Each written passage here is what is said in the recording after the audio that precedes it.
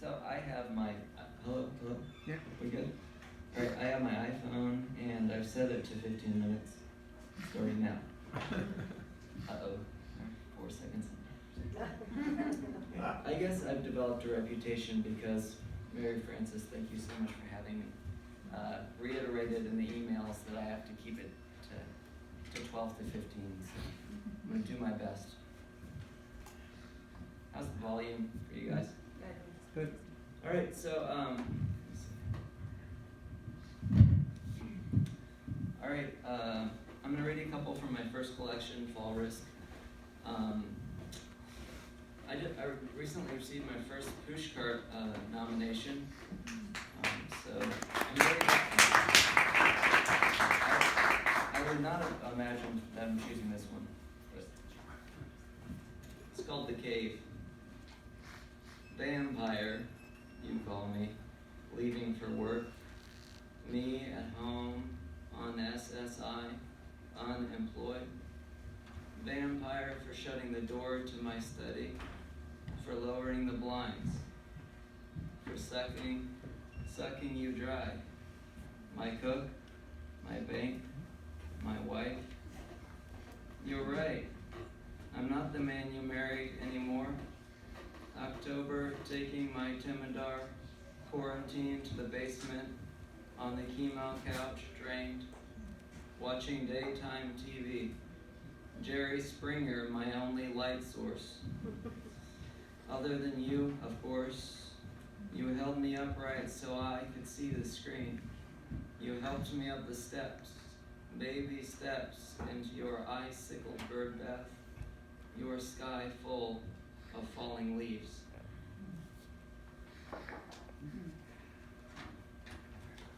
Here's a macabre poem about radiation. It's called Poe Poem. Because of the mask that molded to my face during the fitting, hardening as the warm water dried, the mask that fastened my head to the cot, and because of the cot that carried me into the machine, the beam that unloaded a single dose of radiation every morning, Monday through Friday.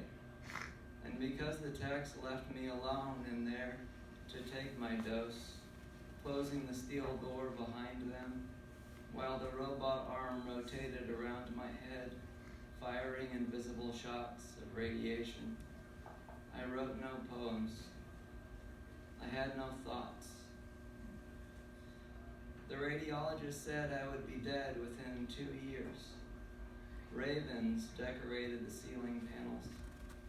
I read The Mask of the Red Death on rides to the Department of Radiology, pulling down my stocking cap over my ears. I shaved my head, grew out my beard. For the first time in my life, I insisted on carving jack-o'-lanterns, clawing out the cold slime of their brains with my fingernails.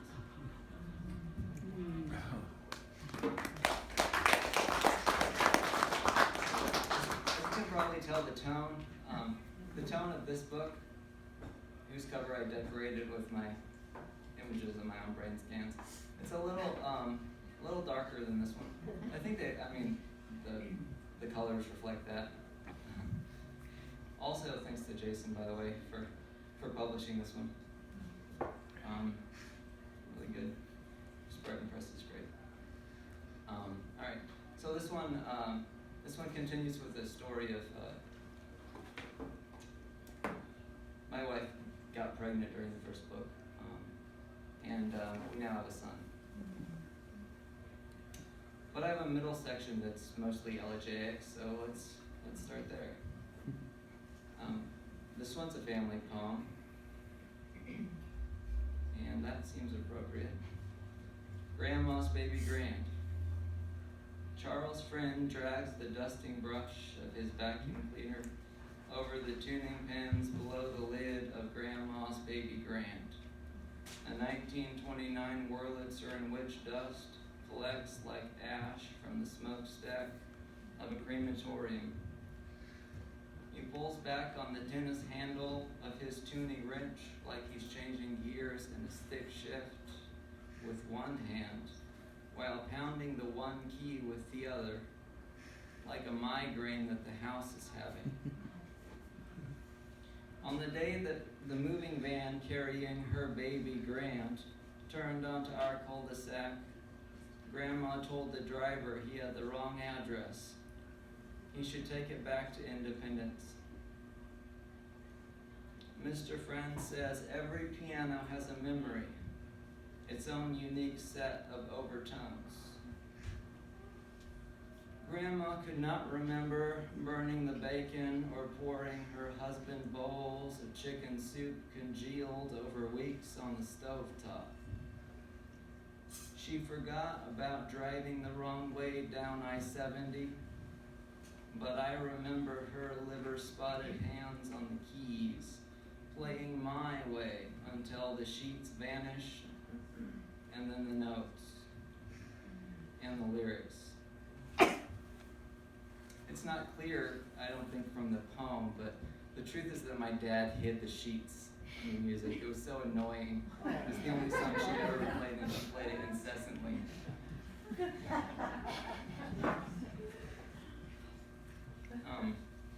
In memory of the late, great Michel Boisseau, another elegy, unwritten letter for Michel Boisseau. Because you had cancer and I had cancer, you put your arms around me. Mother of poems, you put your arms around me in a banquet hall. Because I had cancer and you had cancer, we recognized each other. In a crowd, we sat at the same table, discussing diets, me going ketogenic, you going with the green sludge your guru concocted to counteract the glasses of red. Your students called you sergeant, as I would, and follow you, Michelle. I know one day I must, because you dropped F-bombs in the name of poetry, and though I find myself today once more among the living, I put on my blues for you, Michelle. My blue jeans and t-shirt, V-necked like the flock of geese I hear faintly honking. Sky blue I am for you, cirrus chalked and shadow lined.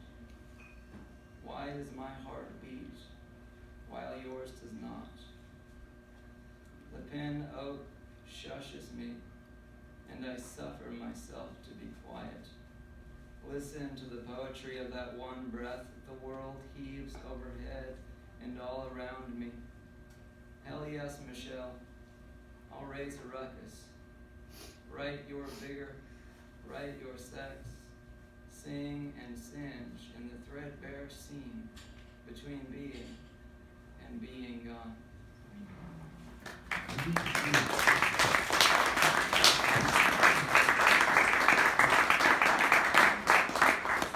One of the great regrets in my career at UMKC was that I never actually had her as a professor, but we did brush shoulders and we did have a strange kind of connection.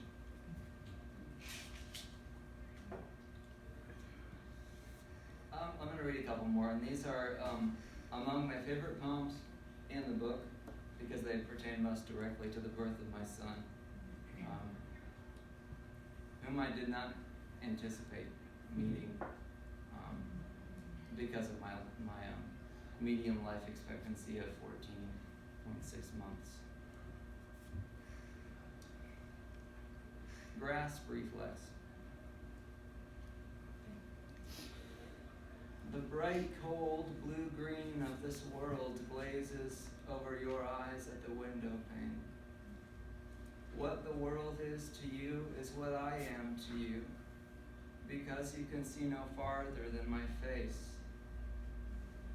When you cry because the bright, cold blue-green of me is too much for you. I shush you like wind. I lie down next to you and stroke your palm until your tiny fingers open. and all 5 of your fingers close around the tip of one of mine. Because I am huge, you cannot imagine how big I am.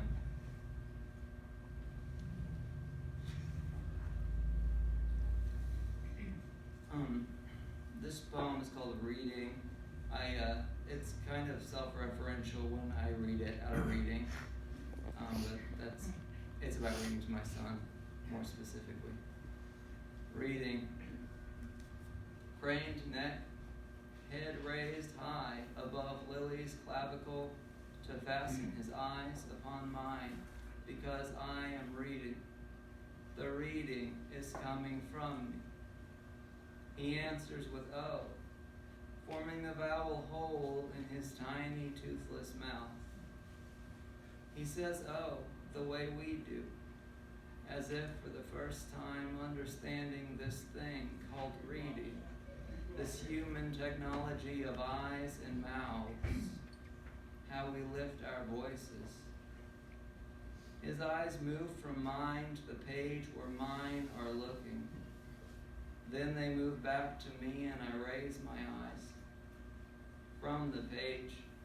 And now we're looking into each other's eyes for the first time.